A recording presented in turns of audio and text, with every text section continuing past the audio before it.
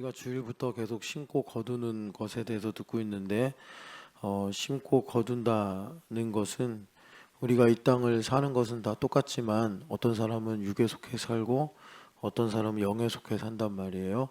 이 영을 따라 살아가는 것을 지금 바울 사도가 심고 거두는 것이다 라고 말씀을 하고 계십니다. 특별히 이제 그 영으로 사는 삶, 심고 거두는 삶에 대해서 바울 사도가 여기 6절에 가르침을 받는 자, 그리고 가르치는 자, 제자도에 대해서 말씀하고 계시는데, 그러니까 심고 거두는 것, 우리가 영으로 사는 것에 뭐 세상적인 표현으로, 그러니까 그 가장 높은 수준이 바로 이 제자도입니다. 그래서 많은 사람들이 제자도에 실패하죠. 많은 사람들이 제자도에 실패하고, 예수님 당시에는 예수님을 믿는 문제였고, 또 이제 사도들 시대에서는 뭐라 그럴까, 뭐 하여튼 이제 그 사도들을 선택하는 그런 문제였습니다. 우리가 먼저 제자도에 대해서 나누기 위해서 이 제자도와 구원은 어떤 관련이 있는가, 사실 이게 되게 까다로운 질문이라서 뭐 이 질문을 생각하지 않아도 뭐 세상에는 모든 교회가 이 질문을 가지고 있다, 숙제를 가지고 있다 할 수 있고, 그러니까 이겁니다. 꼭 제자도를 해야 구원받냐, 이제 이 문제인데, 제자도와 구원의 문제. 여러분, 구원은 그냥 믿음으로 받는 거죠. 제자도를 뭐 하거나 성공해서 받는 것은 아닙니다. 그런데 우리가 지금 사실은 이제 실제라는 주제를 가지고 이 실제를 예수님께서 상 혹은 싹 이렇게 이제 두 가지로 말씀하셨어요. 그래서 이 상과 삭에 대한 내용인데, 그러면 구원받은 사람이 제자도를 안 할 수 있냐? 이제 그러지는 못합니다.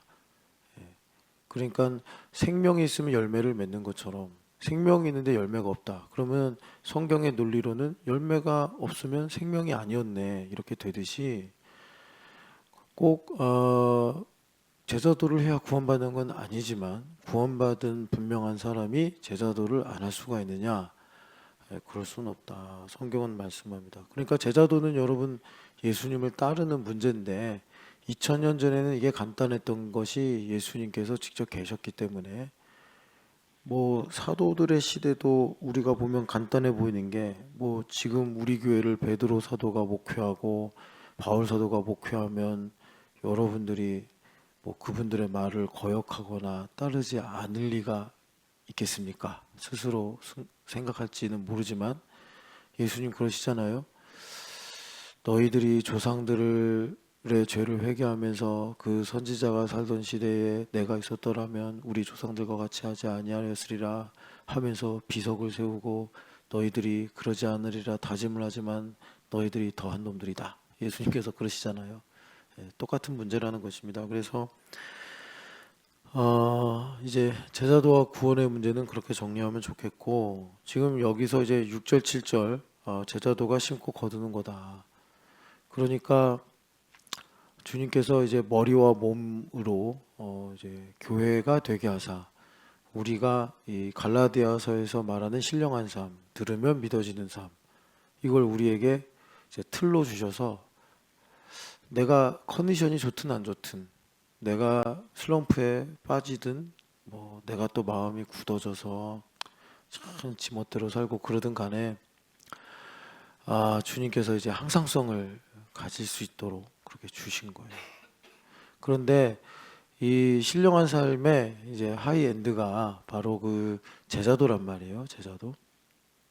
그래서 주님께서 이 예수님께 매어서 사는 삶. 그러니까 예수님께서 뭐라고 그러셨냐면, 요한복음은 그 제자도를 이제 마지막에 가서, 부록과 같은 21장 가서 그것을 주제로 말씀하는데, 거기서 고기가 153마리 잡혔잖아요. 153마리가 이게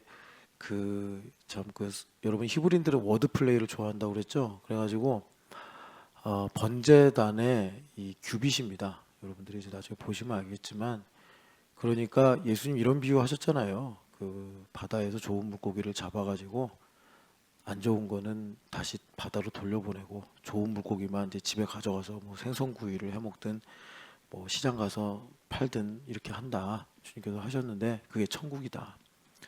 그러니까 153마리를 이제 셌단 말이에요.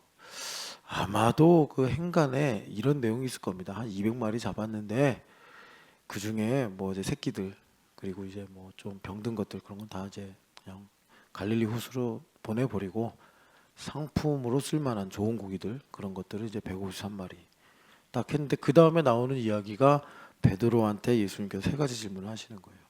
그리고 이제 그 내용을 갖고 예수님께서 정리하시기를 너가 젊어서는 네가 원하는 대로 스스로 띠를 띄우고 다녔지만 이제 그 내용을 예수님께서 나를 따르라 하신 다음에 하신 말씀이에요. 그 다음에 예수님께서 하신 말씀이 남이 너에게 띠를 띄우고 너가 원하지 않는 곳으로 이제 데려가리라. 이게 제자도다. 이렇게 말씀하시는 거예요.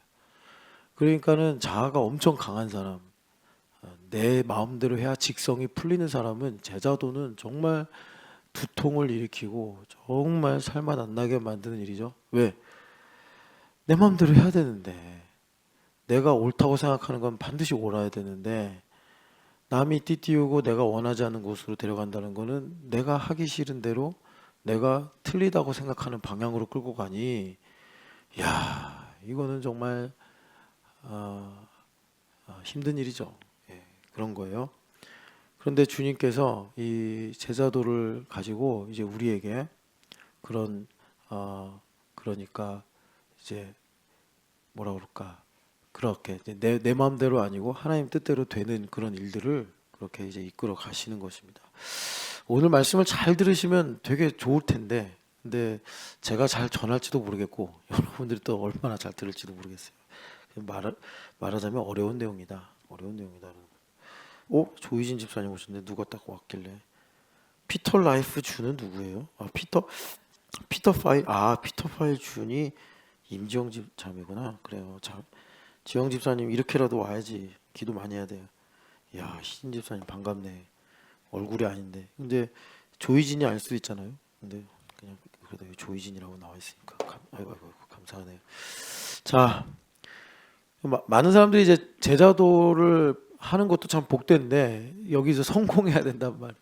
이 제자도가 무슨 뭐 게임도 아니고 무슨 업적도 아니기 때문에 성공과 실패를 나누는 게 좀 어울리진 않지만 그래도 그냥 이해하기 쉽게 있고 다 일일이 하나하나 설명하고 이러는 거는 참 또 시간의 한계가 있으니까요.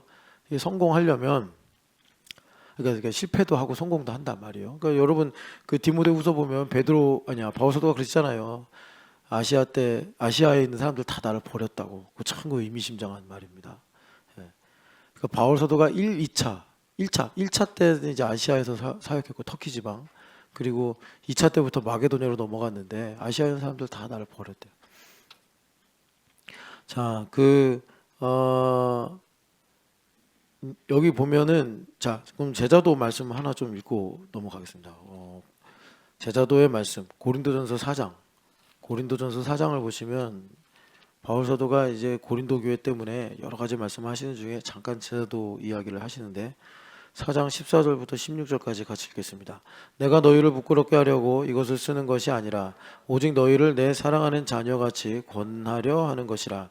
그리스도 안에서 1만 스승이 있으되 아버지는 많지 아니하니 그리스도 예수 안에서 내가 복음으로써 너희를 낳았음이라. 그러므로 내가 너희에게 권하노니 너희는 나를 본받는 자가 되라. 아멘. 그래서 그 제자도에 두 기둥이 있다. 마태복음 16장 24절과 고린도전서 11장 1절이 두 기둥이다. 제가 종종 그렇게 비유로 말씀드리고 그거보다 조금 이제 두 봉우리 사이에 뭐 한 끝청 정도 되는 그런 말씀이 14절부터 16절 말씀이라고 할 수 있는데 뭐 11장 1절 말씀과 비슷하죠. 근데 여기서는 이제 내가 너의 아버지다 이렇게 말씀하시면서 해산의 수고, 이 해산의 수고가 이제 교회의 영광입니다. 교회의 영광.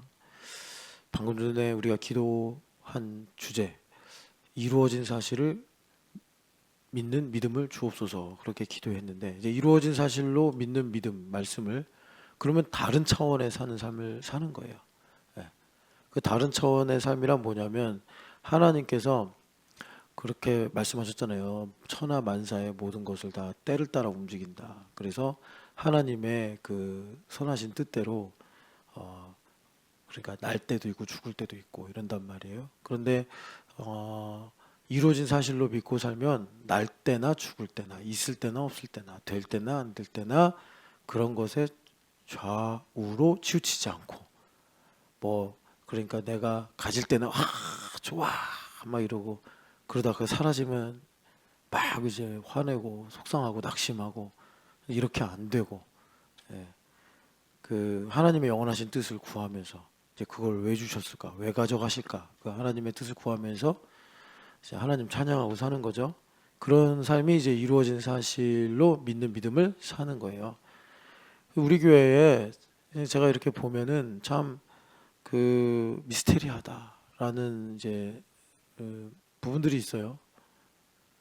그 중에 뭐 대표적으로 저는 박인미 집사님이 제가 생각할 때는 한 연봉 1억 찍어야 되거든요. 그분 능력이나 성실함이면. 근데 그렇게 못해요. 예, 삶을. 되게 좀 그 기준에 비하면 가난한 삶을 살아요. 그냥 하나님께서 그 좀 그러니까 일부러 그렇게 하시는 것 같아. 연단하시려고. 우리 교회 그런 분들이 있습니다. 뭐 이제 자기가 가지고 있는 역량에 비해서라든지 자신이 가지고 있는 어떤 믿음에 비해서 좀 그럴 필요까지 없는데 좀 어렵게 살고 있다. 뭐 그런 분들 중에 여러 이유가 있겠지만 일단 내가 난가? 이렇게 싶으신 분들은 일단 통장을 열고 계좌를 열고 빚이 있는지 한번 보세요. 빚이 있으면 하나님 절대로 그 이제 삶의 여유를 주지 않으십니다. 그리고 두 번째는 그러니까 하나님께서 일을 하실 수 없다. 일을 하실 수 없다. 두 번째는 이제 빚을 지는 거랑 비슷한데 돈이 뭔지 몰라요. 돈이. 제가 그 돈이 뭔지를 한번 피부로 실감한 적이 있어요. 뭐 제가 자세한 얘기는 안 하겠고 부자들은 1,000원 하나로 벌벌 떨더라고. 그래서 부자로 사는구나. 진짜 부자인데 좀 깜짝 놀랐어요. 1,000원짜리로. 벌벌 떤다는 건 뭐 이렇게 겁먹었다 이런 게 아니라 정말 이게 정확하구나. 셈이 다르구나. 우리 집은 좀 가난하게 살았거든요. 그러니까 우리 부모님이 그랬다는 건 아니지만 저는 1,000원을 우습게 알고 살았는데 나보다 훨씬 부자인데 1,000원 하나 갖고 그렇게 살더라고요. 그러니까 빚이 없어요. 그 집은.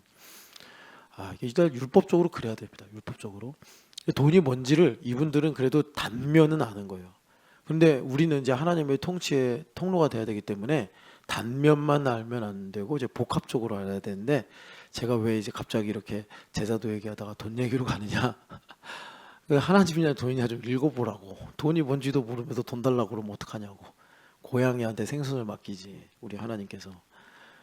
그러니까 하나님께서 돈이 뭔지도 모르는데 자 너가 이런 일을 해라 해가지고 물질을 주시잖아요. 그러면 포도주도 버리고 부대도 터지고 이렇게 되는 거예요. 그러니까는 주님께서 포도주는 안 주셔도 부대는 건지셔야 될 거 아니에요. 우리 영혼. 우리 영혼이라도 구원하시려고 우리 주님은 끝까지 완전히 고집쟁이 초지일관 그래가지고 돈 절대 안 주십니다. 그런 분한테 그냥 나랑 살자 이러시면서 자 다시 이제 제자도로 오면은 그래서 그 일만 스승이 있다 이게 교회 영광인데 해산의 수고예요. 그래서 이루어진 사실의 약속의 말씀을 믿는 믿음으로 사는 것인데 그러면서 이제 바울 사도가 16절에 나를 본받으라 이렇게 말씀하시는데 이거를 그냥 뭐 주의를 기울이지 않고 넘어가면 뭐 그냥 그런 말씀인가 보다 좋은 말씀인가 보다 그런데 여러분 그 토마스 아켄피스라는 그 성자 반열에 그 기독교인이 있습니다. 5세기 때 사람인가 뭐 제가 정확하게 그 시대가 기억이 안 나는데 저도 대학 들고서 되게 감동을 받은 책인데 그 In His Step이라는 또 책이 있어요. 그거는 한 19세기, 20세기 때 되게 그 많이 읽혀진 그 무명의 그리스도인이라는 저자가 쓴 그 기도에 관한 책이 있는데 그 기억이 안 나네. 그것도 되게 많이 읽힌 책이거든요. 근데 누가 썼는지 몰라. 그 책을 기도에 관한 아주 고전입니다. 그 저자 이름이 없는데 하여튼 그 책만큼 엄청 읽힌 책이 In His Step. 그게 한국말로 번역될 때 예수님이라면 어떻게 할 것인가 그렇게 번역이 됐어요. 되게 감동적이에요 읽으면. 그런데 in his step하고 그리스도를 본받아 이게 되게 율법적인 책입니다.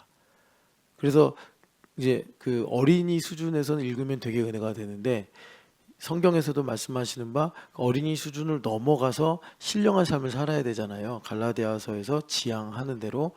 그러면 그렇게 갈 때는 그 책들이 이제 걸림돌이 되는 거예요. 먼저는 이제 토마스 아 캠피스의 그리스도를 본받아가 왜 걸림돌이 되느냐?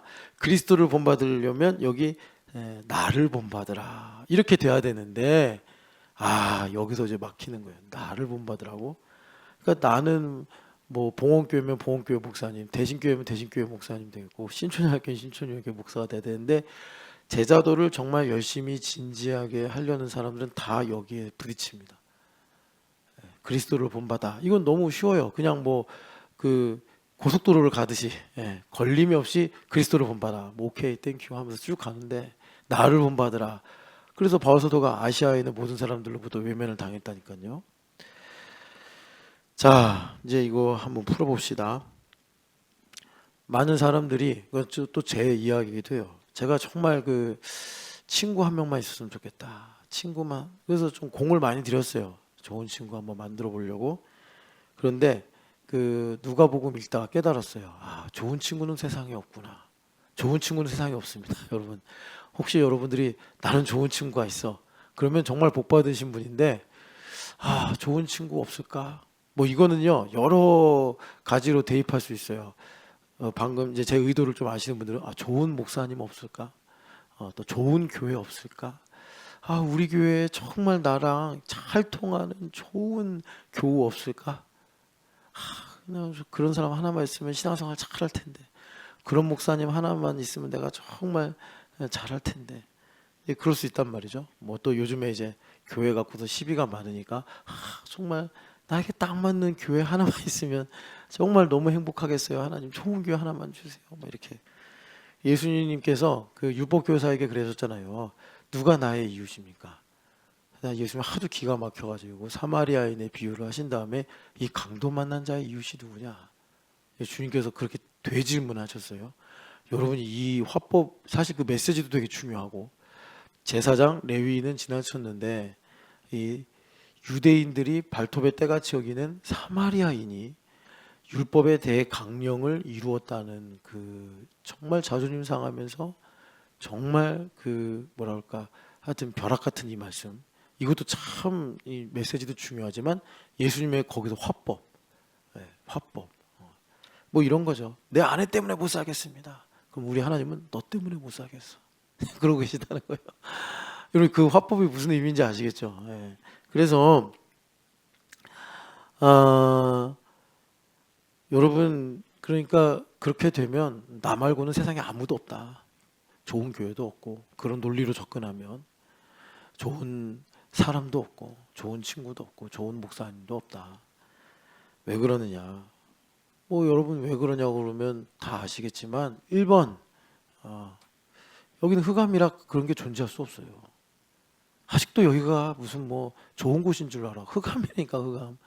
얼마나 저기 한지 주님께서 다 하늘과 땅을 불로 다 소멸시켜 버리고 새 하늘과 새 땅을 만들겠다고 예언하신 곳이에요. 그러니까 여러분 여기서 뭐 좋은 거 있을까? 뭐 미련을 가지고 산다. 아직 교회는 다니는데 반만 기독교인인 가능성이 상당히 높습니다. 여튼간에 그래서 그렇고 이게 기본값이고 두 번째 더 결정적인 이유가 있어요. 그게 뭐냐면 내가 죄인이라서 그래요. 그래서 하나님 저 아내 때문에 못 살겠습니다 이렇게 기도하잖아요. 그럼 우리 하나님은 너 때문에 내가 못 살겠다 그러신다고. 그게 복음이에요. 그래서 하나님 정말 좋은 목사님 좀 주십시오. 그러면 이제 참 네가 악하다 주님 그러신다고요. 여러분 제가 목사라서 그런 말을 하는 게 아니라 그래서 오늘 설교 듣기 힘들다니까 여러분 잘 들어보세요. 이거 그냥 제가 조금 이제 평이한 이야기, 제가 목사인데 목사 편 드는 것 같으니까 평이한 이야기를 할게요. 부모님을 공경하라. 어제도 좀 이 얘기 했는데 여러분 똑같아요. 좋은 부모여야지 공경하지. 네가 나쁜 거죠. 벌써 좋은 부모, 나쁜 부모를 가르는 것 자체가 흑암과 죄인이라는 기본값을 갖고 사는 거예요. 나 중심으로 사는 거라고. 나 중심으로. 좋은 부모, 나쁜 부모 없어요. 그냥 부모님 계시는 거예요. 만약에 그게 진리면 예수님께서 하나님께서 계명을 주실 때 if절을 넣었겠죠. 조건절 주셔서 좋은 부모면 공경해라 이러셨겠죠. 우리 하나님 뭐 나이브한 하나님이십니까? 세상이 어떤지 다 아시는데. 그래서 여기 나를 본받으라라는 말씀은 하나님 중심의 문제예요. 제가 그랬잖아요. 여러분 신령한 삶을 사는 심고 거두는 삶의 하이엔드가 나를 본받으라 제자도라고. 쉬운 말씀 아니에요. 하이엔드니까. 그래서 하나님 중심의 문제인데 나를 본받으라라는 말씀이 왜 어렵냐. 그 토마스 아켄피스의 책을 읽고 감동을 받아서 그리스도를 본받고 싶다 이런 마음을 갖는단 말이에요. 거기서 멈춰버리면 하나님 말씀이면 내가 다 듣겠어. 그런데 목사 말은 못 듣겠어. 이렇게 되는 거예요. 저 인간 말은 못 듣겠어. 이렇게 되는 거예요. 뭐 이제 교회를 가지고 말하면 난 참 예수님 사랑하고 존경해. 아유 그냥 온라인에 가면 그런 인간들 너무 많아요. 예수님 너무 사랑하는데 교회는 싫대요. 교회는 싫대요. 이게 사실 말이 안 되는 얘기인데 그러고 살아요. 세상이 뒤집혀가지고. 그래서 이건 무슨 문제냐? 교회가 문제냐? 목사의 문제가 문제냐가 아니라 여러분 하나님 중심이냐 사람 중심이냐 이 문제입니다.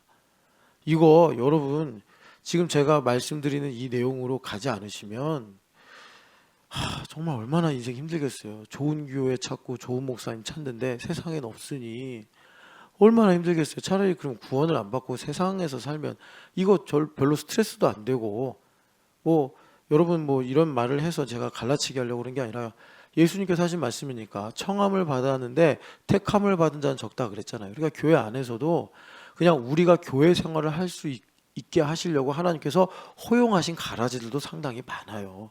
왜냐하면 주님께서 청함 받은 자 중에 택함 받은 자는 많다 하시지 않았잖아요. 주님께서 청함 받은 자들 중에 택함 받은 자는 적다 했으니까 뭐 교회가 조직도 있어야 되고 뭐 교회가 여러 가지 역할도 해야 되고 뭐 예를 들어서 이렇게 건축도 해야 되고 뭐 여러 기관들도 세워야 되고 하다 보니까 하나님께서 예수님 말씀을 이렇게 하셨죠. 가라지 뽑다가 알곡 뽑으랴 이렇게 하셨는데 그래서 교회 안에 이게 이제 그렇게 섞여 있단 말이에요. 섞여 있어요. 그러니까 여러분 우리가 만약에 알곡입니다. 알곡이에요. 알곡인데 좋은 목사님 만나고 좋은 교회 만나야죠. 그게 행복의 조건이죠. 그런데 평생 내가 성도로 사는데 참 뭐 좀 목사님 좋으려다가 실망하고 저 목사님 좋으려다가 또 실망하고 뭐 인생 한 두세 번 실망하면 다 가죠. 이 교회가 좋은가 하다가 교회 한번 또 바꾸고 저 교회가 좋은가 하고 한번 두 번 맨날 바꾸는 사람도 있더라고 해마다. 근데 그것도 참 피곤한 일이지만 그래도 교회 생활 열심히 해보려고 그러면 한 10년 다녀야 되잖아요. 10년 다녀보고 못 다니겠네 바꾸고 못 다니겠네. 그 다음에 이제 늙어서 힘 빠지니까 더 이상 바꾸고 싶지도 않고 이제 그렇게 되는 거예요. 얼마나 고단하겠어요. 열매가 있겠어요. 맨날 바꾸는데 아니 나무가 좀 심겨가지고 십수년 자라야 거기에 열매가 있지. 조금 이제 될 만하면 또 나무 옮기고 될 만하면 나무 옮기고 안 되죠. 그래서 여러분 여기서는 정말 그냥 여러분 이걸 증명해서 믿으려고 하지 마시고 여러분 천지 창조도 그냥 듣고 믿으시는 거지 여러분들 무슨 뭐 과학자로서 연구하고 증명해서 믿으시는 거 아닌 것처럼 이 문제가 정말 그 각계의 문제냐 정말 이 교회의 문제냐 목사의 문제냐 그렇게 가봐야 쉴 날이 없어요 인생에. 이거는 하나님 중심이냐 사람 중심의 문제냐 이거구나. 이거는 교회 역사 2000년만이 아니라 성경에 쓰여지던 뭐 BC 1500년 그 이전부터 뭐 아담 때부터 계속 온 문제예요. 이 문제는. 그러니까 뭘 선택하느냐 여러분 좀 지혜롭게 선택하시는 새벽이 되시기를 축복합니다. 그래서 베드로가 예수님께 참 귀한 고백도 많이 하셨지만 한 번은 그냥 엄청 잘못 말해가지고 거의 그냥 사탄아 이렇게 불리우게까지 예수님께서 경고를 하셨는데 그 이유가 뭐죠? 사람의 일만 생각한다. 너가 하나님의 일을 생각해야지. 이렇게 말씀하신 거예요. 그래서 여러분 이 영적인 배경을 보는 이 영 안이 열리시기를 축복합니다.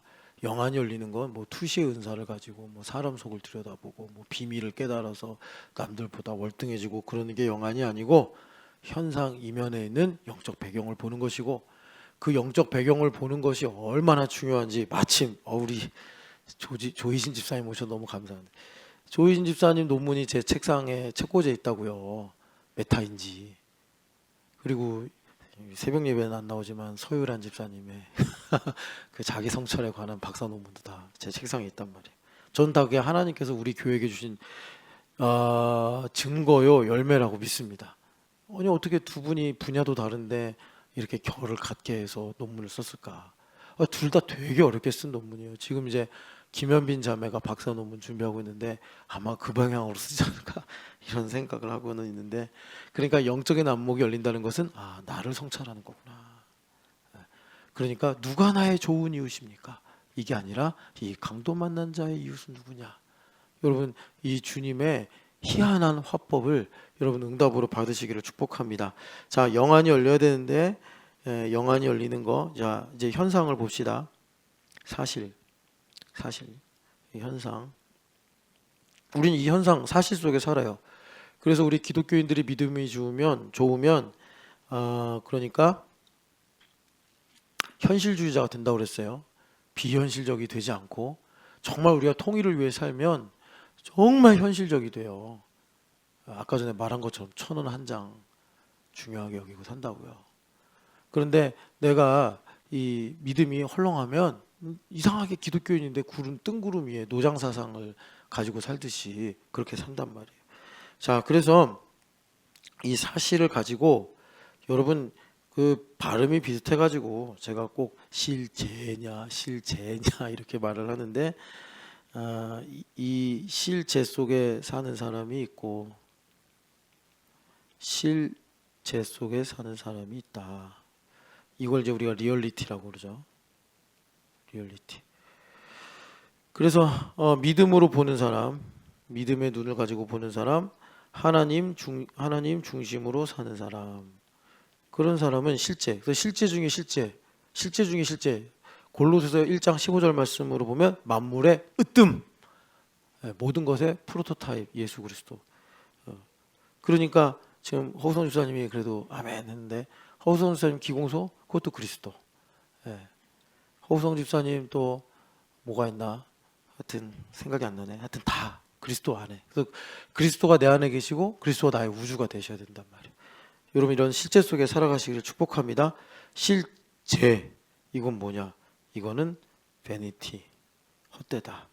내 거 같은데. 그러니까 이제 느낌, 필로는 이게 진짜 같아요. 이게. 근데 솔로몬이 참 그 큰 좋은 복을 다 받아놓고 반대로 우리에게 증명한 거 보죠. 내가 다 해봤는데, 내 마음대로 다 해봤는데 널 베니티 없어, 아무것도 없어, 헛돼, 이렇게 말씀하는 거죠. 여러분, 이 실제의 삶을 살아가시기를 축복합니다. 그래서 중요한 건 이거잖아요. 제가 지금 뭘 말씀드리려고 하는 거죠? 요거. 여기서 우리 사니까. 그래서 이걸 잘 사는 거지. 뭐 현실주의자다, 뭐 실사구시다, 뭐 무실력행이다, 이제 우리가 그렇게 말하는데, 그래서 이렇게 살아야 되더라. 요거 지우고, 헷갈리니까 요거 지우고, 자, 이렇게 살아야 된다. 무엇으로 보느냐? 자, 예로 보느냐에 따라서 너무 다르다. 그러니까 예로 보면은 실제로 보면은 죽음이요, nothing이요. 실제로 보면 영원이요, 생명이요, 또 하나님의 은혜요, 이렇게 보이더라라는 것입니다. 그래서 하나님 중심으로 봐야 돼요. 하나님 중심. 자, 그래서 다시 여기 이제 나를 본받으라라는 말씀, 나를 본받으라라는 말씀은 사람을 따라라 이런 말이 절대 아니다. 이거는 어떤 내용을 끌고 들어오냐면 현상과 영적인 배경에 관한 문제를 끌고 오고, 그리고 고린도전서 3장의 말씀처럼 어린아이의 크리스찬으로 사느냐, 육에 속한 크리스찬으로 사느냐, 영에 속한 크리스찬으로 사느냐, 장성한 자가 되느냐. 그래서 소화하기 힘든 그 단단한 음식까지 내가 씹어 삼켜서 우리가 소화하는 거. 그래서 우리 신촌연합교회는 프로테스탄트 중에 프로테스탄트이기 때문에, 이게 칼빈의 후예이기 때문에 우리 교회는 어떻게 한다고요? 썩은 사과까지도 씹어서 삼켜서 소화를 시키는 그런 이제 영적인 소화력이 있어야 된다라고 말씀을 드리는 거예요. 그래서 지금 이제 심고 거두는 게 중요하고 그 중에 하이엔드인 제자도에 대해서 말씀을 드리려고 하기 때문에 제가 지금 이 부분에 대해서는 이렇게만 정리하고 넘어갈게요. 자, 이렇게 가야 된단 말이에요. 자, 여기 실제에서 이제 우리 삶으로 나아가야 된단 말이에요. 예수님을 믿는 믿음으로 나아가야 돼요. 근데 이게 방금 말씀드린 것처럼 좁은 길이란 말이에요. 그래서 주님께서 두 가지 말씀을 우리에게 그러니까 그 길을 인도하는 이종표를 주셨는데 마태복음 16장 24절에는 자기를 부인하고 그래서 여러분들이 그 자기를 부인하고가 되려면 the sweetest step, 나는 예수님께 빚진 자구나.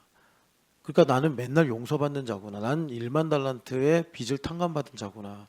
그러면 여러분 하나님은 정말 크신 분이잖아요.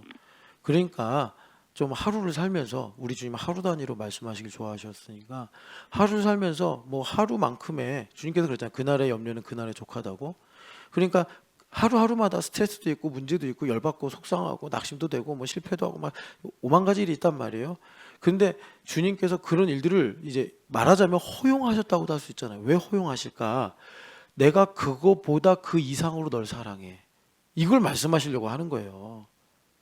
우리가 악해서 그러니까 아니 하나님께서 나에게 좋은 것을 주셔서 사랑한다고 사랑하심을 깨닫게 하셔도 좋잖아요. 물론이죠. 물론인데 근데 우리가 참 이 죄성 때문에 약해요. 그래서 정말 예수님 나를 얼마나 사랑하는지 성경을 통해서 알면 얼마나 좋겠어요. 근데 성경은 바빠서 못 읽는다고 그러고 그럼 기도를 하면서 깨달으면 얼마나 좋겠어. 기도는 가뭄에 콩나듯 하고 그러면 이웃이나 연약한 자를 섬기면서 알면 얼마나 좋겠어요. 그러기에는 또 내가 뭐 골라서 하고 싶고 아니 그러니까 우리 주님께서 흑암에 살고 있는 우리에게 이러실 수밖에 없는 거예요. 내가 너를 얼마나 사랑하냐면 애들 말 안 들어 뭐 또 부부 싸움에 또 직장에서 스트레스 받아 막 이런 일들이 머피법처럼 막 겹칠 때 있잖아요.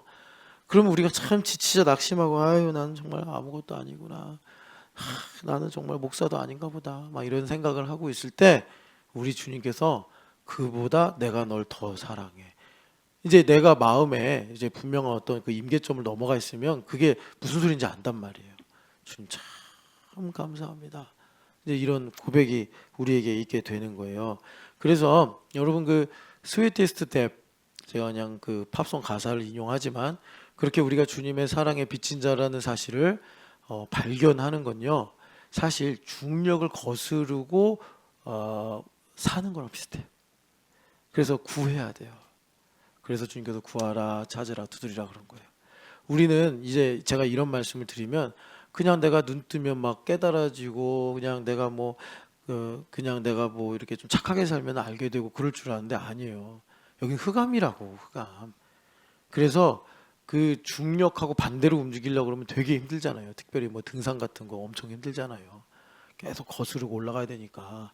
그런데 그런 것처럼 우리 주님께 구하고 두드리고 절제하고 그래야지 우리가 하나님의 은혜가 이렇게 크구나라는 사실을 알고 어떻게 된다고요? 자기를 부인하게 돼요.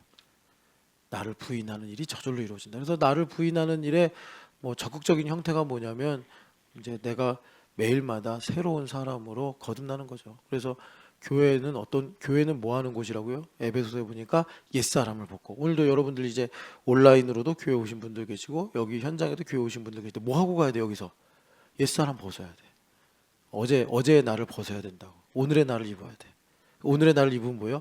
신영기 집사님 우리 교회 11년째 다녀요. 그런데 오늘 처음 온 것처럼. 처음 왔을 때 기억나요? 기억나요? 주님께서 깨닫게 하신다고. 어떤 분이 그러더라고요. 처음 자기가 우리 교회 왔을 때 너무 훌륭해 보였대요. 다. 그래서 우리 교회 오는 게 좋았다고 하더라고요. 그런 마음으로 여러분 사시기를 축복합니다. 자, 그래서 주님께서 자, 그럼 나를 부인한 상태에서 어떤 일이 생기느냐? 그래서 이제 세례 요한 선생님이 말씀하신 것처럼 나는 쇠하고 주님 흥하시는 길을 선택해요. 그게 행복해. 왜? 내가 스위티스트 뎁을 가진 사람이라. 그 가사가 다 그런 내용이잖아요. 롯이요 막 억울해하면서 걱정하면서 사시나무 떨듯 어머니 제가 베들레헴으로 따라가면 안 될까요? 그랬으면 나오미가 야 그냥 니네 고향으로 돌아가라 그랬겠죠. 그런데 나오미가 그 얘기 다 듣더니 뭐라 그래요? 결심했구나. 더 이상 내가 얘를 돌아가라고 하는 것은 소모적이구나. 그걸 보고 그냥 오르반은 보내고 나오미는 데리고 왔단 말이에요. 제가 일부러 그럴 때 있어요. 제자도 때려쳐 막 그럴 때 있어요. 이제 모압으로 돌아가 이런 얘기예요. 그럴 때 하나님은 저의 좁은 속을 통해서 베들레헴으로 와 이제 이런 말씀을 하시는 거죠. 여러분 믿음으로 들으시기를 축복합니다. 다른 교회 가 막 그럴 때도 있어요. 제발 다른 교회 가. 저는 더 이상 당신에게 해드릴 수 있는 게 없습니다. 다른 교회 가. 그러면 주님만 바라봐 이런 뜻입니다. 여러분 다른 교회 가라면서요. 그러지 마시고. 자, 그래서 여러분 그 두 가지 꼭 기억하세요. 자기를 부인하고 그리고 세례요한 선생님이 마지막 설교잖아요. 어떻게 보면 이분이 그 다음에 이제 헤롯 때문에 감옥에 가서 순교하셨으니까 나는 쇠하고 주님은 흥하신다. 이 말씀을 바울 사도가 십자가의 도로 말씀하신 것이 뭐죠? 나는 나로 사는 것이 아니요 그리스도로 사는 것이라 이렇게 말씀하셨어요. 그래서 그걸 한 번 더 너무 좋으니까 갈라디아서 2장 10절에 하나님의 아들을 믿는 믿음으로 사는 것이라. 그러니까 예수님께서 사신다는 건 뭐예요? 실제로 말하면 내가 사는 건 맞는데 내가 예수님을 믿는 믿음으로 사는 거야. 그러니까 내가 예수님을 믿는 믿음으로 사는 거는 서유미가 사는데 서유미가 사는 게 아니라 서유미가 살아가는 곳에서 예수님을 보는 거예요. 얼마나 예수님을 사랑하면 뭐 그리워하든지 예수님을 자랑하며 살든지 뭐 예수님께서 나의 삶의 동력이 되시든지 그냥 다 예수님으로 보이는 거예요. 예수님과 미쳐서. 그래서 바울 사도가 그러시잖아요. 정신이 온전한 것은 주님을 위한 것이라고 그랬나? 정신이 온전한 것은 너희를 위함이요 내가 미친 것은 하나님을 위한 것이라고 했나? 하여튼 그 두 가지로 말씀하시잖아요. 그렇게 해서 서유미 집사님이 미쳐버리면 어떻게 되느냐? 김성문도 그리스도로 보이고 유다미도 그리스도로 보이고 우리 교회도 다 그리스도로 보이게 되는 거예요. 그래서 이 두 가지 꼭 기억하세요. 여러분 이제 제자도로 넘어가야 되니까 우리가 살아갈 때 1번 어떻게 해야 되느냐? 자기를 부인하고 이게 하나님 중심으로 가는 길을 말씀드리는 거예요. 내가 받은 은혜가 얼마나 큰가 이거 잊어버리면 안 돼요. 이거 주님께서 다시 한번 알려주시고 깨닫게 하시고 인치시고 보증하시려고 우리 새벽에 부르신 거예요. 이 추운 새벽에 이 먼 저기 어디야 캘리포니아인가? 하여튼 거기에 계신 우리 조희진 집사님까지 부르신 거예요. 너 은혜가 얼마나 많은데 주님께서 깨닫게 하시려고. 조희진 집사님이 요즘 힘든가? 아니면 조희진 집사님 뭐 사람 집사님 요즘에 막 혼자만 놀아요? 안 놀아주고? 그래서 주님께서 희진아 네가 복되다 말씀하시는 줄 믿습니다. 자, 그래서 이거 알려주시려고 새벽에 부르시는 거예요. 그리고 이제 우리가 그 은혜를 깨닫는 것 자체가 이제 나를 부인하는 걸로 가는데 그렇게 되면 내가 꼭 흥할 필요가 없어. 이미 은혜 많이 받았는데. 그래서 내가 쇠하는 길을 선택할 때 어떻게 돼요? 내 안에 예수님 살아계신 건 뭐 고정된 진리니까 예수님 흥하신다고. 예수님 흥하시니까 내가 또 흥하네. 이렇게 되는 거예요. 그래서 바울 사도가 갈라디아서 결론 가면 그러잖아요. 내가 그리스도의 십자가 외 결코 자랑할 것이 없다 말씀하시는 거예요. 자, 그래서 제자도는 우리 예수님 믿는 사람들이 믿음으로 사는 거, 신령한 삶을 사는 것에 이제 그 하이엔드다. 그럼 이게 왜 하이엔드냐? 왜 하이엔드냐? 다시 갈라디아서로 돌아가시면 자, 이제 좀 제가 모터를 빨리 돌리겠습니다. 시간이 없는데 이거는 좀 내일 또 다시 나누면 흐름이 끊겨서 그냥 오늘 한번 쭉 하고 내일 한번 반복하더라도 자, 그러니까 여기 6절에 함께 하라라는 말씀이 그냥 뭐 나눠라 뭐 이 정도로 우리가 여겨지기 쉬운데 이 코이노니아 하라라는 말씀이라고 어제 말씀드렸죠. 근데 제가 예전에 다니던 교회에서 예배 끝나고 교제 시간 있어요. 레크레이션도 하고 새가족도 소개하고 좀 약간 긴장이 약간 풀어지는 시간. 그걸 코이노니아라고 불렀거든요. 그러니까 한국 교회가 코이노니아를 약간 그렇게 생각해요. 그런데 코이노니아는요 뭐냐면 원조가 삼위일체 하나님이십니다. 그래서 삼위일체 하나님은 삼 위의 하나님이 하나이시라는 거잖아요. 완벽한 코이노니아인 거예요. 이 세겹줄 공동체 뭐 이런 것입니다. 그래서 여러분 우리가 그 코이노니아 하라고 그 어딥니까? 요한일서에도 말씀하시고 여기서도 지금 가르침을 받는 자와 가르치는 자가 코이노니아 해야 된다라고 하시는데, 이 코이노니아가 쉽게 말하면 뭐 교제한다, 사귄다 이런 얘기인데, 연합한다 이렇게도 말할 수 있어요. 이 코이노니아는 어떤 걸 코이노니아라고 그러냐면 뭐 한마음 등 산악회 이런 것도 코이노니아냐? 그건 아니에요. 그러니까 예수님의 이름으로 모여서 거기에 성령 하나님의 기름 부으실 때 그때가 코이노니아인 거예요. 밥을 먹든 뭐 우리가 조문을 가든 축하를 하든 그런 모든 일들이 코이노니아인데, 이제 이 코이노니아가 어떤 걸 갖냐면 삼위일체를 가지고 말한다면 두세 사람이 내 이름으로 모여 기도하잖아. 예수님의 이름으로 기도하면 예수님께서 거기 계셔서 이 두세 사람의 모임을 어디로 가져가냐? 성삼위 하나님 안으로 쏙 들어가 버리는 거예요. 그게 사랑이에요. 이게 코이노니아예요. 그래서 코이노니아는 여러분, 우리가 이제 하늘과 땅이라는 두 가지 차원이 있습니다.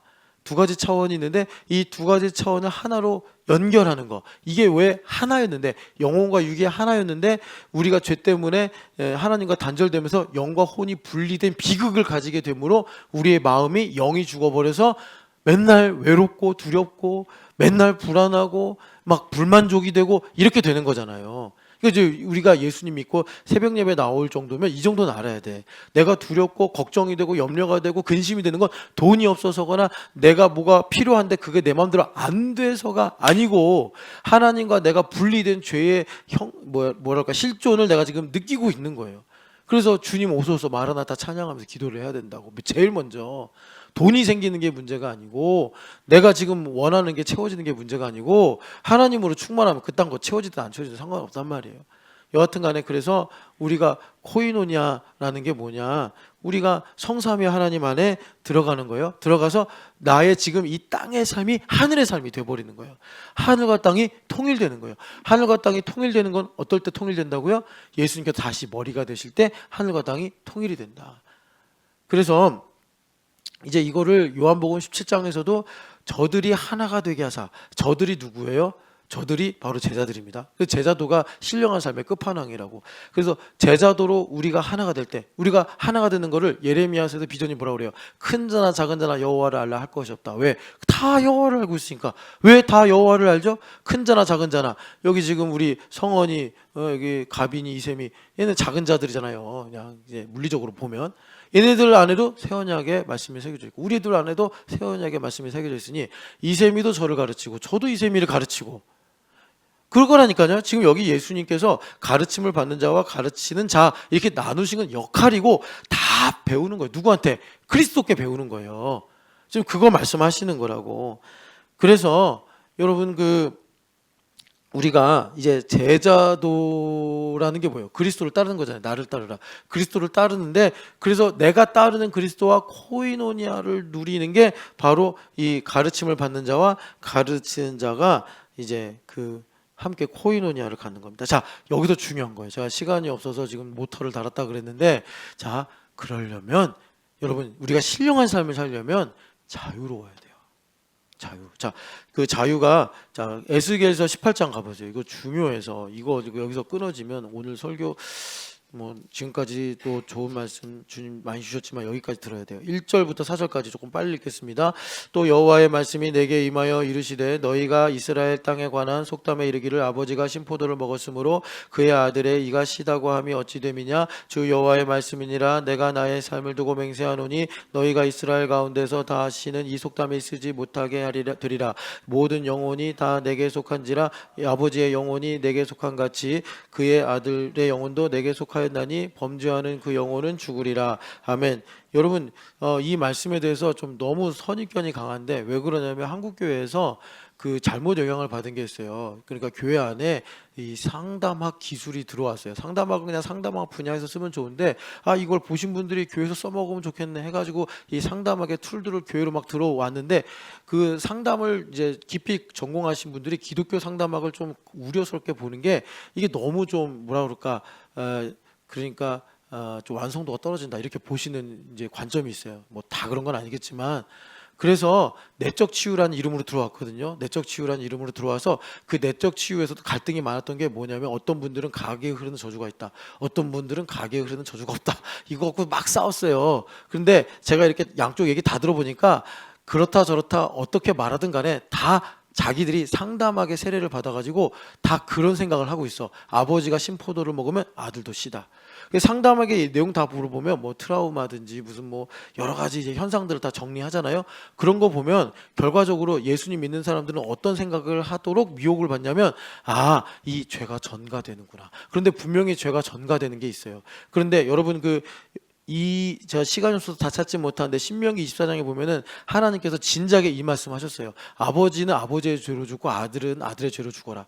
그래가지고 우리가 흔히 말하는 연좌제 있잖아요. 아버지의 죄로 인해 예전에 우리나라에서도 그 반역죄를 지으면 뭐 사돈까지 죽이고 8초까지 막 형벌 내리고 막 그랬잖아요. 뭐 가문을 멸문해 버린다 막 이런 말도 있었잖아요.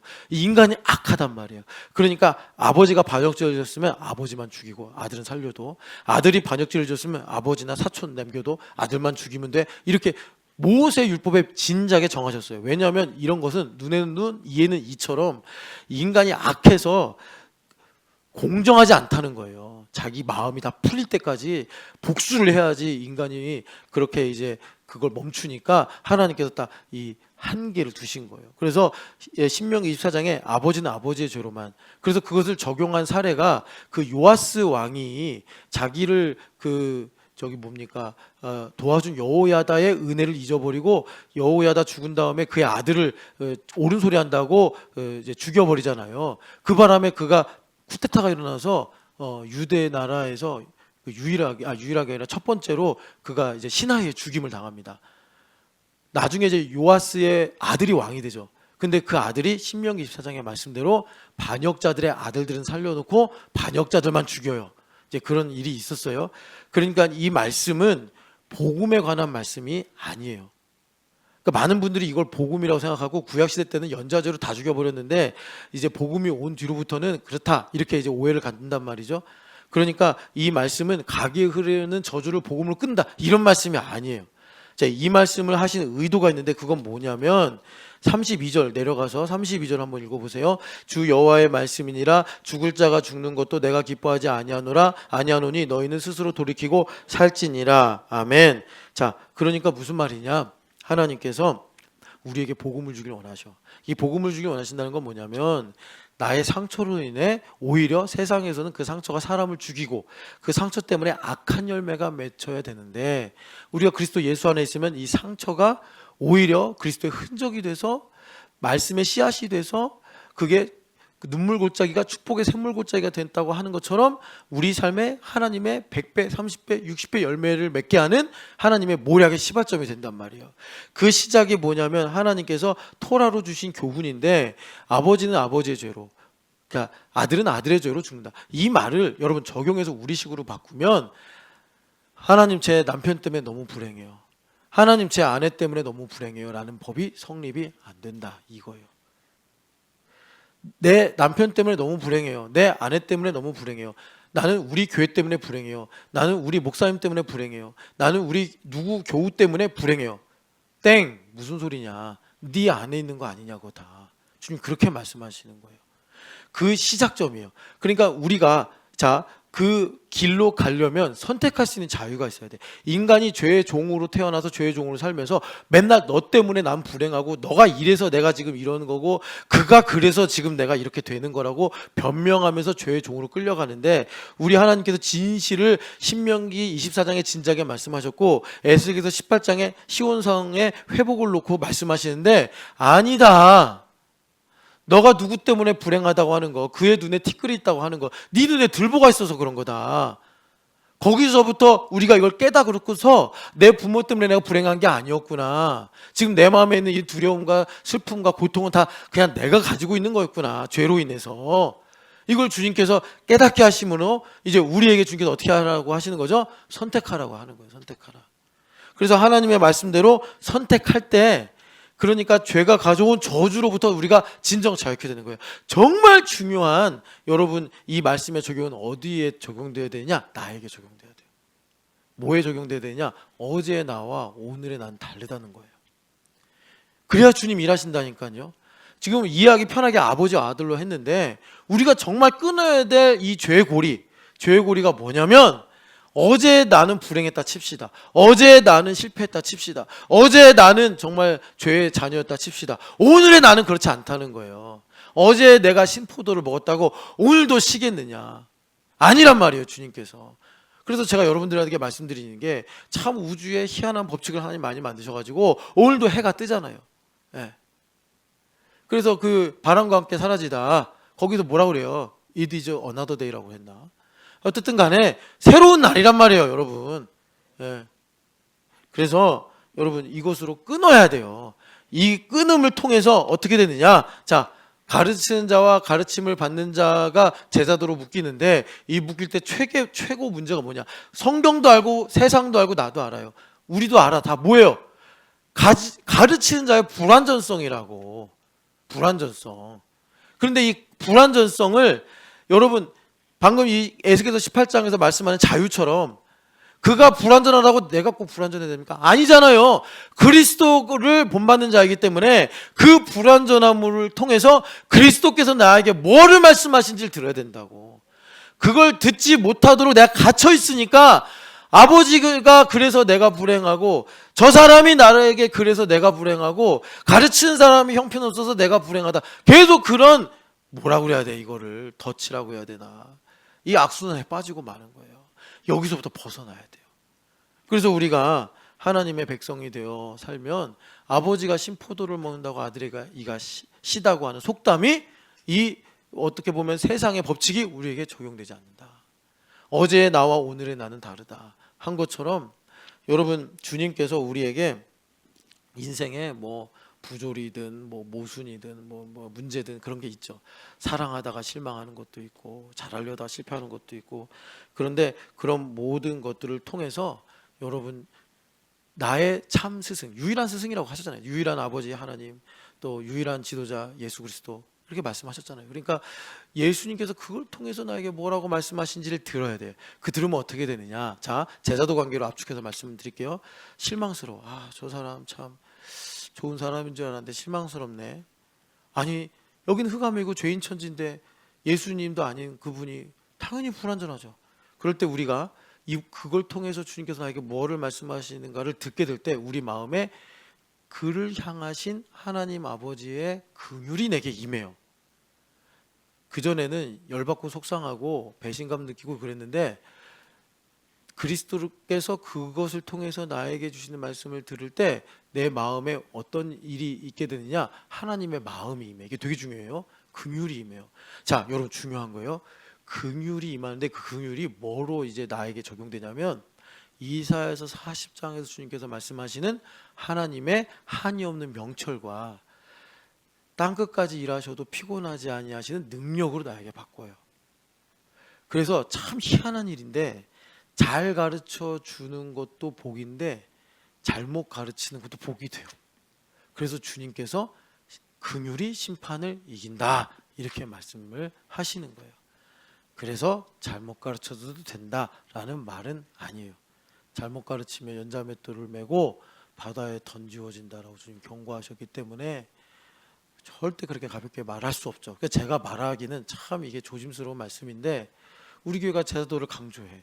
그럼 당연히 문제 지나간다. 제가 이걸 모르겠어요, 여러분. 저도 제자도인데.